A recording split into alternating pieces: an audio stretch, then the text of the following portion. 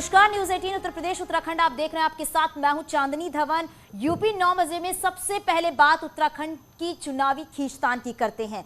दरअसल उत्तराखंड कांग्रेस में सीटों को लेकर चल रही खींचतान के बाद कांग्रेस ने कुछ सीटों पर अपने प्रत्याशी बदल दिए हैं। हरीश रावत अब लाल कुआं से चुनाव लड़ेंगे। वहीं हरीश रावत की बेटी अनुपमा रावत को हरिद्वार ग्रामीण से उम्मीदवार बनाया गया है।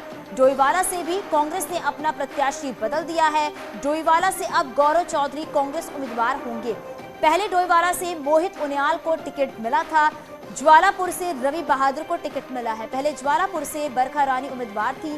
काला ढूंगी से महेश शर्मा, सल्ट सीट से रणजीत रावत, रामनगर से महेंद्र पाल, चौबट्टा खाल से केसर सिंह नेगी, नरेंद्र नगर से ओम गोपाल रावत को कांग्रेस ने उम्मीदवार बनाया है।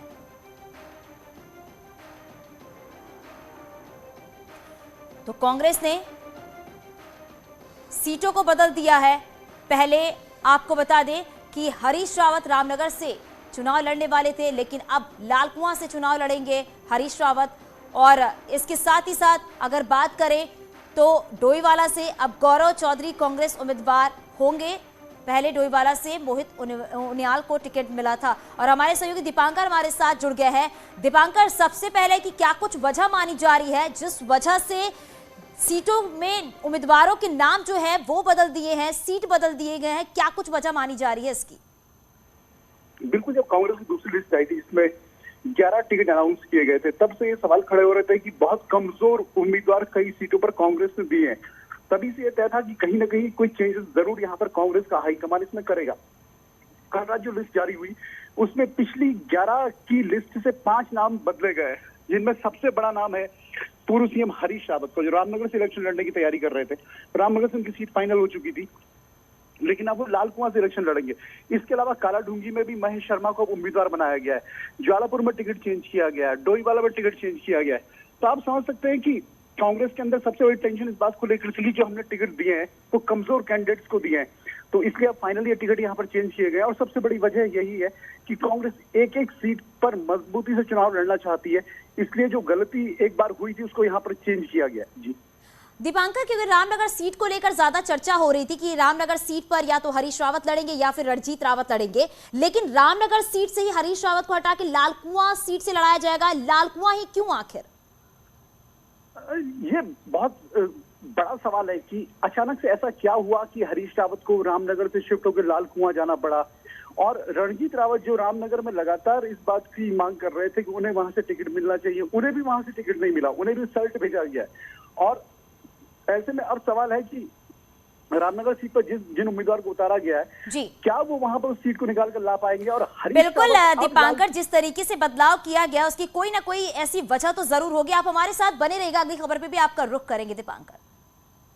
और देहरादून से बड़ी खबर मिल रही है, आज कांग्रेस से बर्खास्त किशोर उपाध्याय बीजेपी में शामिल हो सकते हैं।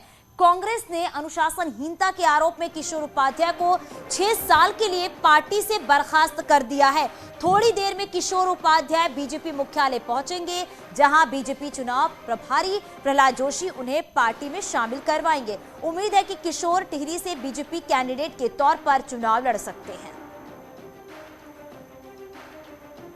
तो 6 साल के लिए बर्खास्त कर दिया गया है किशोर उपाध्याय को और वो बीजेपी ज्वाइन करेंगे। हमारे सहयोगी दीपांकर हमारे साथ बने हुए हैं। दीपांकर, क्या कुछ वजह मानी जा रही है किशोर उपाध्याय को पार्टी से बर्खास्त कर दिया गया है और थोड़ी देर बाद वो बीजेपी में ज्वाइन करेंगे?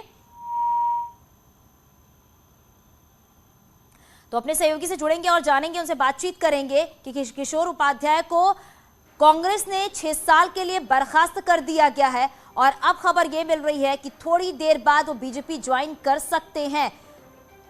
तो कांग्रेस ने अनुशासनहीनता के आरोप में किशोर उपाध्याय को 6 साल के लिए पार्टी से बर्खास्त कर दिया है। और हालांकि खबरें यह भी मिल रही थी कि किशोर उपाध्याय काफी पहले से बीजेपी के संपर्क में थे और लगातार उनकी बातचीत भी चल रही थी। बीच में भी खबर आई थी, हालांकि बीच में उन्होंने अपनी सफाई भी दी थी किशोर उपाध्याय ने, लेकिन अब खबर यह आ रही है कि किशोर उपाध्याय को पार्टी ने 6 साल के लिए बर्खास्त कर दिया है और अब थोड़ी देर बाद वो बीजेपी ज्वाइन करेंगे। हमारे सहयोगी दीपांकर हमारे साथ बने हुए हैं। दीपांकर, किशोर उपाध्याय को कांग्रेस पार्टी ने 6 साल के लिए बर्खास्त कर दिया है। पहली बात तो ये सामने आ रही है, अनुशासनहीनता आ रही है। दूसरी, क्या कुछ वजह मानी जा रही है?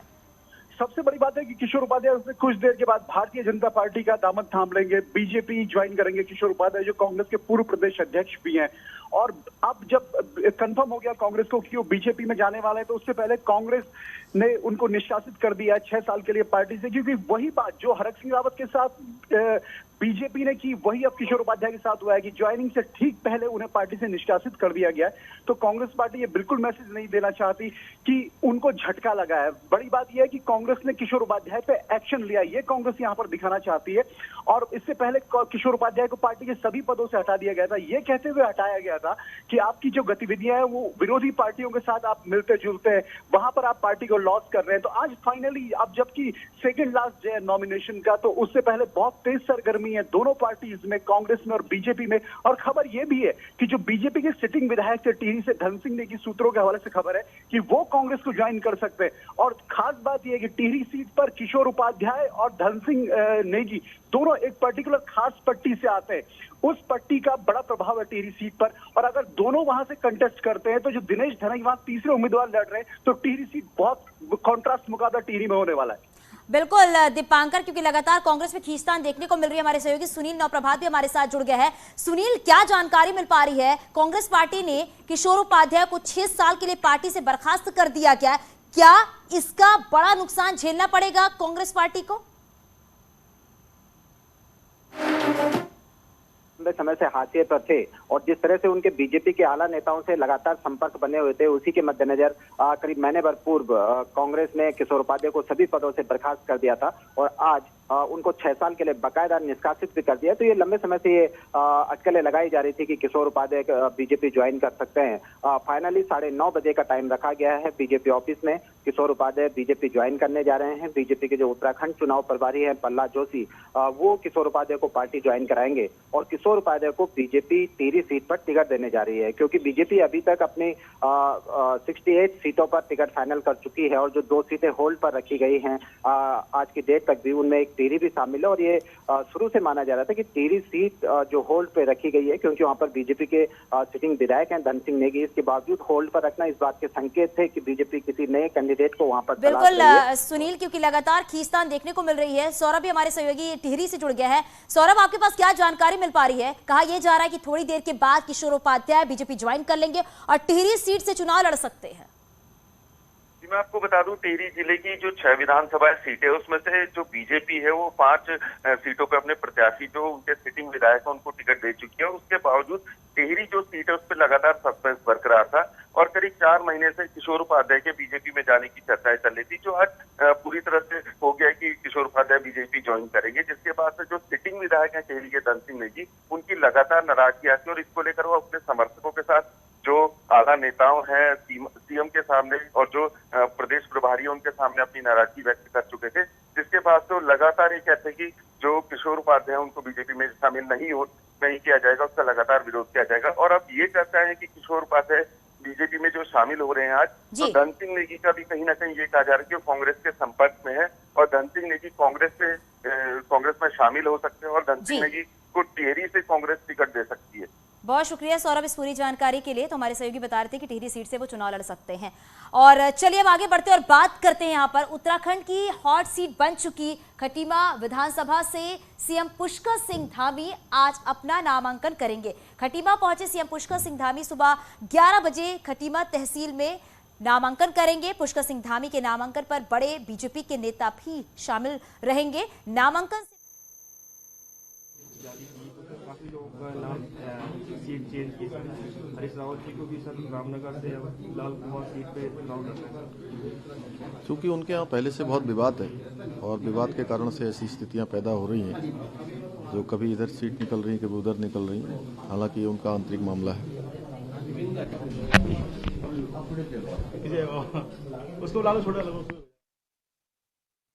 आप सीएम पुष्कर सिंह धामी को सुन रहे थे। आज खटीमा से अपना नामांकन करेंगे और उनके साथ ही बीजेपी के तमाम जो लीडर्स हैं वो भी मौजूद रहेंगे। सुबह 11 बजे नामांकन करेंगे सीएम पुष्कर सिंह धामी।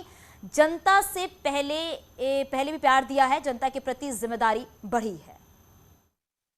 आज एक बड़ा दिन है। बतौर विधायक आप यहां से 2 बार चुने गए हुए हैं, आज यहां से आप हैट्रिक करने जा रहे हैं, तो क्या कहते हैं सर, आज नामांकन भी है, आपका क्या कार्यक्रम रहेगा? देखिए, हर बार चूँकि यहाँ से बड़े लोग काफ़ी संख्या में यहाँ एकत्र होते थे, अपना आशीर्वाद देते थे। आज चूँकि महामारी है और हमारे चुनाव आयोग के दिशा निर्देश हैं, इसलिए जो सामान्य प्रक्रिया है उसी प्रक्रिया के तहत मैं नामांकन करूँगा। और मैं अपने क्षेत्रवासियों का सभी का आभारी हूँ। कल से मैं क्षेत्र में हूँ, बहुत उत्साह है लोगों में, बहुत सभी जगह जहाँ भी गया हूँ सभी का, बुजुर्गों का, माताओं बहनों का, हमारे नौजवान साथियों का, बच्चों का, सभी का आशीर्वाद और स्नेह मिल रहा है। किस तरीके से लेते हैं सर, क्या आप ये जो यहाँ पर आज बतौर सीएम आप नामांकन करने जा रहे हैं, कुछ स्पेशल दिन है आपके लिए, किस तरीके से एक मन में जो चीज़ें चल रही हैं कि भाई क्षेत्र के विकास को लेकर, क्योंकि कम समय आपको बतौर मुख्यमंत्री यहाँ पर मिला है, तो आगे जो 70 विधानसभा है उनको लेकर भी आपकी क्या प्लानिंग रहेगी? नहीं, कोशिश हम लगातार इस क्षेत्र के लिए करते रहे हैं, लगातार हमने कोशिश की है। जब से मैं यहाँ से जनप्रतिनिधि चुना गया हूँ, यहाँ के लोगों ने मुझे सेवा का अवसर दिया है। मैंने कोशिश की है कि हमारा ये क्षेत्र चूँकि विकास के रास्ते पर आगे आए, काफ़ी विकास की यहाँ पर संभावनाएं हैं, विकास की काफ़ी ज़रूरत है और निश्चित रूप से आगे आएगा ये क्षेत्र। और पीछे काफ़ी सारे कामों को हमने शुरू किया है, उनको आगे बढ़ाएंगे।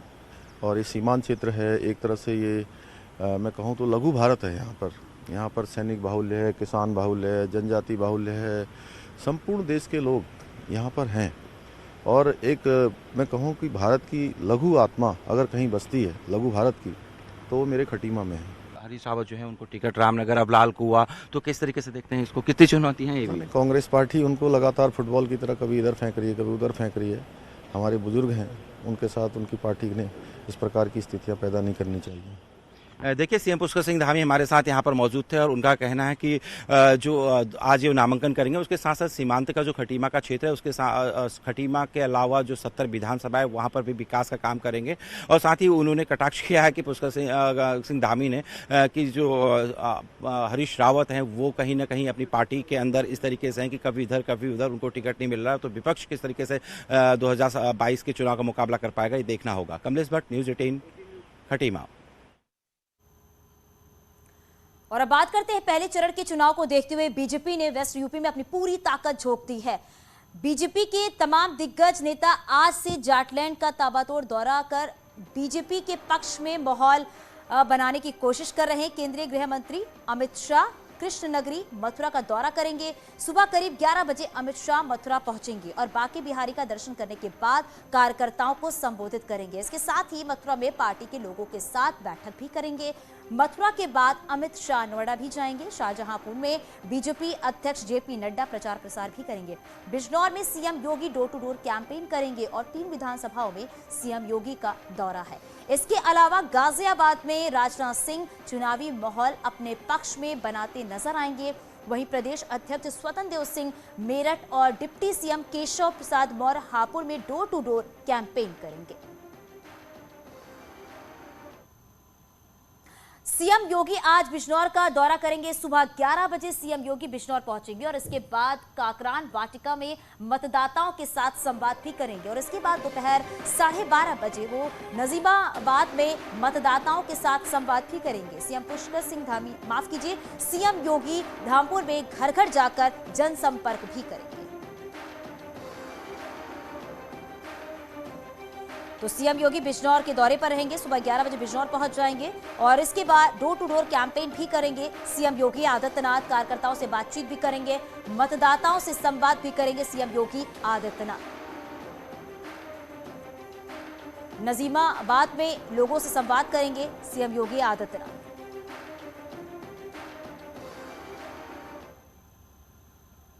एसपी नेता आजम खां आज अपना नामांकन करेंगे। आजम खां के वकील और प्रस्तावक ने नामांकन की प्रक्रिया पूरी कर ली है। आज रामपुर में दाखिल हो सकता है आजम खां का नामांकन। आपको बता दें कि रामपुर के एसपी सांसद आजम खां 23 महीने से सीतापुर जेल में बंद है।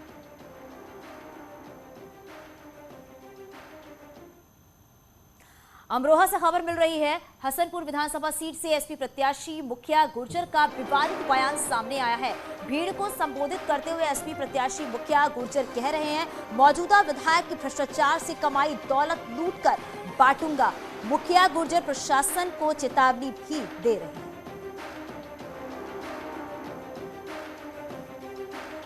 तो तो विधायक की दौलत लूटकर इसने जो विधायक है, इसने जितना भ्रष्टाचार करा है, इससे हिसाब चुकता करके और इससे सारा माल लूट के तुम्हारे घरों में पहुंचाएंगे। इस बात के लिए जाना चाहता हूँ।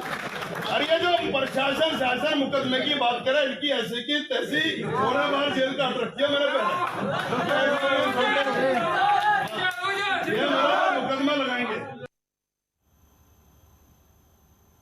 रायबरेली में जहरीली शराब से मौत का आंकड़ा 9 पहुंच गया है। मौत की पुष्टि अपर पुलिस अधीक्षक ने की है। मामला महाराजगंज के पहाड़पुर गांव की है। दरअसल मंगलवार को पहाड़पुर के रहने वाले एक व्यक्ति की यहां बच्चे का जन्मदिन समारोह था, जिसमें शराब पार्टी की गई। समारोह में शराब पीने के बाद कई लोगों की हालत बिगड़ने लगी। अब तक इस मामले में 9 लोगों की मौत हो चुकी है।